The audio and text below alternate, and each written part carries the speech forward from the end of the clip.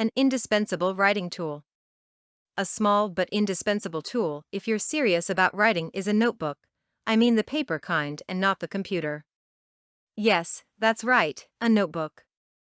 It should be carried around whenever you leave your home or office.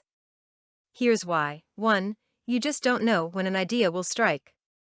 Unless you have a photographic memory, you'd want to write down that idea immediately so you may study it at a later time. Ideas often come when you are aware of the sights and sounds around you.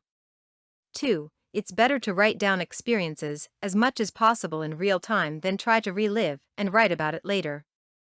For example, a first-time visit to a park or rainforest can produce emotions or feelings that would be difficult to duplicate in writing if recalled by memory when it's long over. 3. You might meet an important or exciting personality whom you'd like to quote verbatim.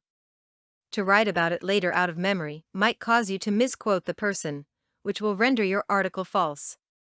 What's worse is that you might draw the ire of the person misquoted. 4.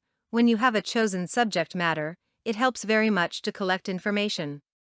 An article with lots of information endears you to readers, especially those who go to the internet for information. Jotting down as much information you can get will also give you fodder for more future articles.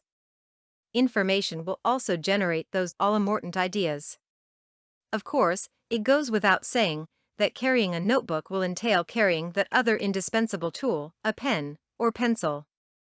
Carrying these are unobtrusive, lightweight, and can easily be retrieved and used.